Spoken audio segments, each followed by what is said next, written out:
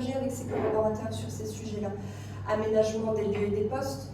À une époque, c'était la grande mode du geste et posture, qui est devenu plus le PRAP, prévention des risques liés à l'activité physique en entreprise. La grande différence, c'est que le geste et posture, l'humain était censé s'adapter à l'outil de travail. Aujourd'hui, on essaye de faire l'inverse, que ce soit l'outil qui s'adapte plus à l'humain. Optimisation des déplacements professionnels, d'autant plus aujourd'hui avec les problématiques environnementales que nous avons, que ce soit pour la santé des hommes ou la santé de la nature. Voilà, tout ça fait partie de la santé au travail. Ensuite, les compétences et parcours professionnels. Un parcours d'intégration. On ne peut plus aujourd'hui embaucher un nouveau talent et le jour où il arrive lui dire « Oh, écoute, on est obligé de te demander tes accès informatiques, t'as pas de badge pour le parking, bah écoute, on t'a mis un tabouret puisqu'on t'a pas commandé de fauteuil. Assieds-toi là, j'ai pas le temps de m'occuper de toi aujourd'hui, et puis écoute, fais un tour, tu visites. » Non, ce n'est plus possible. Chaque entreprise, et là, quelle que soit la taille, l'intégration est un confort de la vie du salarié, du parcours, de la carrière du salarié. Donc livret d'accueil, parcours d'intégration, onboarding, comme on aime à dire. Ensuite, les entretiens individuels, outre l'aspect légal selon la taille de votre entreprise, l'entretien individuel, l'entretien professionnel, c'est indispensable. La gestion des compétences et plans de formation, pareil, hein, donc c'est aussi dans les grandes les obligations, hein, la GEPP, l'ancienne GPEC, gestion des parcours emploi-carrière, qui est devenue la GEPP, gestion des emplois et parcours professionnels. C'est un devoir dans une entreprise de professionnaliser ses salariés. On doit faire en sorte qu'ils soient les plus compétents possibles et qu'ils soient les plus qualifiés possibles pour leur métier. Et ça aussi, ça fait partie de la qualité de vie au travail. Ça aussi, ça fait le bien-être des salariés. Au même titre qu'un massage, ça paraît fou, mais je vous assure que c'est vrai. L'adaptation des compétences, l'utilisation des dispositifs, informer vos salariés sur ce qu'il existe en matière de formation, hein, le CPF, le recours aux OPCO, tout est bon pour former nos salariés. Ensuite, l'égalité professionnelle pour tous. Alors on commence évidemment par l'égalité femmes-hommes. Je ne comprends même pas qu'on soit encore obligé d'en parler. Voilà, l'égalité professionnelle pour tous, pour tout sexe, pour toute race, pour toute compétence. On devrait dire l'égalité des chances, tout simplement. Usage des outils de communication que maintenant avec l'intranet, avec les réseaux sociaux internes, selon la pyramide des âges, des fois on ne se rend pas compte qu'on en laisse certains sur le côté de la route. Il faut que les outils soient démocratisés, expliqués à tous de la même façon. Des fois ce sont ces outils de communication interne qui permettent d'avoir les communications CSE, d'avoir les communications team building, les actualités de l'entreprise. Ensuite, la conciliation vie perso, vie pro, ça c'est un des sujets phares actuellement. Lui est vraiment, je ne fais pas de la démagogie, je ne supporte plus d'entendre le mot bienveillance, moi ça me gonfle, la bienveillance c'est complètement galvaudé, voilà, mais la conciliation vie pro, vie perso est indispensable. Un salarié peut travailler sur 4 jours, un salarié peut travailler en travail hybride, même 3 jours télétravail, 2 jours sur site, et oui, il peut toujours être compétent, performant, ça n'empêche pas. Ensuite, donc aménagement des horaires, on en revient un peu à la semaine des 4 jours, ou les aménagements, là, pour le coup, pour aider à une conciliation vie pro, vie perso selon les problématiques de chacun. Prise en compte du handicap, il ne devrait pas être aussi bas dans la liste. La prise en compte du handicap doit se faire à tout niveau, c'est pas stylé. Je vous regarde, hein, mais c'est parce que vous me regardez. Hein.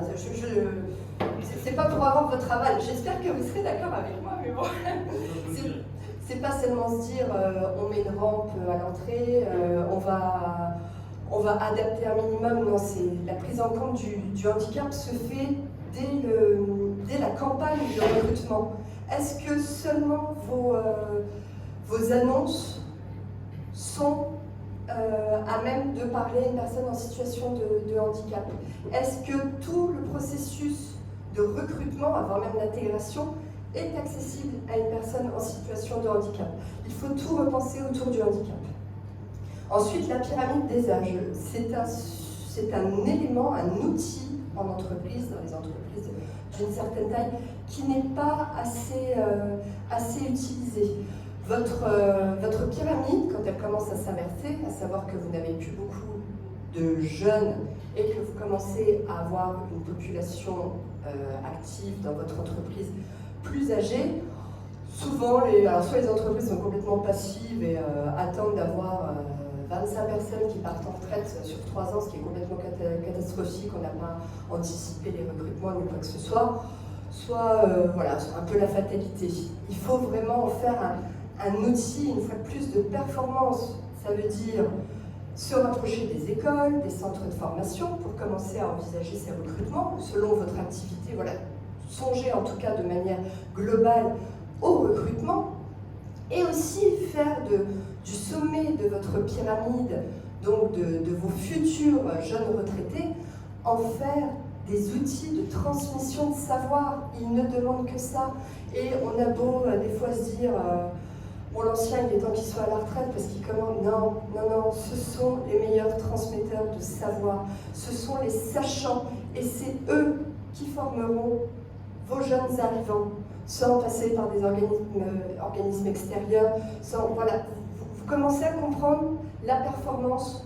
À chaque fois, chaque petite chose, finalement, on arrive à soit économiser de l'argent, soit rendre ses collaborateurs plus opérationnels et plus performants. Tout ça apporte sa pierre à l'édifice pour une bonne qualité de vie au travail. Est-ce que vous savez ce que coûte une mauvaise qualité de vie et des conditions de travail chaque année? Alors les chiffres ne sont pas super actualisés parce que c'est assez difficile. Pardon. J'ai entendu? Non. Dans les années, en 2013, on estimait à 13 500 € par an et par salarié. Il semblerait qu'à l'aube des années 2020, on soit déjà passé à 14 500 € par an et par salarié. Ce qui fait une perte de valeur ajoutée de 250 milliards d'euros rien que dans le secteur du privé. Alors vous pouvez regarder, Lucas, LUCCA, c'est vraiment la référence RH, ça a été repris par les Échos il n'y a pas si longtemps, c'est dramatique, une mauvaise qualité de vie au travail. Ensuite, management participatif et engagement. Alors management participatif, voilà, c'est les trucs modernes, la co-construction, l'intelligence collective, souvent c'est là où vous levez les yeux au ciel et vous me dites c'est bon, on va pas tout demander à tout le monde, on va pas faire participer tout le monde à toutes les décisions. Je suis tout à fait d'accord. Mais connaissance de la stratégie du projet d'entreprise. Vos salariés doivent savoir où ils vont, où vous allez et où vous les embarquez avec vous. La stratégie, la politique, les orientations en cours à venir, le court, le moyen, le long terme. C'est important que les gens sachent où vous les embarquez. La clarté des rôles, on en revient un petit peu à l'organigramme de tout à l'heure. Il est vraiment important que chacun sache comment il évolue, que chacun de manière verticale ou transverse, que chacun sache avec qui il travaille et sur qui il peut compter. Diffusion des procédures de travail, on en revient un peu au même. Temps d'échange sur le travail, que la parole soit libérée au sein de l'entreprise pour parler du travail, que ce ne soit pas simplement devant la machine à café ou en sortant du travail, que vos salariés osent s'exprimer sur ce qui va et ce qui ne va pas. Et sincèrement, ouvrir des temps de parole, ou en tout cas laisser sa porte ouverte, et là je vous parle que ce soit en tant que dirigeant ou manager, ce n'est vraiment pas souvent ce sur quoi vous pensez qu'ils vont vous casser les pieds qui est abordé. Donc ça vaut vraiment le coup de laisser sa porte ouverte. Transparence de la politique de rémunération. Sans afficher sur le bureau de chacun ce que chacun gagne, il est important que la politique globale de rémunération soit transparente. Cela permet d'éviter les conflits latents, d'éviter les malentendus, voilà, ça ne coûte pas grand-chose, mais avoir une politique transparente et clairement affichée, ça aide aussi beaucoup. Et information sur les changements, on en vient un petit peu, selon moi, à connaissance de la stratégie, du projet d'entreprise. Voilà, il faut informer les gens, il faut les tenir au courant. À défaut de les faire participer à toutes les décisions, hein, on n'est pas, voilà, tous les salariés ne sont pas le CSE qu'on consulte, non, mais partagez les grandes évolutions et les avancées. Pour finir, les relations de travail et le climat social. Donc là, on en vient un peu à ce que vous pensez certainement qu'est la QVCT. Donc les relations au travail, organisation des réunions internes, diffusion des supports internes, rôle des instances, événements conviviaux, lieu de pause. Donc lieu de pause, là, ok, je suis d'accord, c'est bon, on peut sortir le baby-foot, on peut sortir la super machine à café. Si tout le reste est fait, alors tout, on s'entend, toujours à appliquer selon la taille de votre entreprise, selon le faisable, à appliquer une fois de plus sur du court, moyen et long terme. On ne vous demande pas de révolutionner vos entreprises du jour au lendemain, mais ne serait-ce que piocher un petit thème par-ci, par-là, ou interroger vos collaborateurs. Moi, quand j'interviens en entreprise, je fais d'abord, j'aime pas dire un diagnostic, mais un état des lieux. Grâce aux cartes que vous pouvez venir voir ici, qui reprennent vraiment de manière détaillée tous les thèmes qui sont abordés là, je demande aux salariés en fait, de choisir chacun la carte d'un thème qui ne laisse pas indifférent. Et le but, à la fin de cette réflexion, c'est de définir si le thème choisi est totalement non existant dans l'entreprise, et des fois il est non existant et on n'en a pas besoin, c'est très bien comme ça.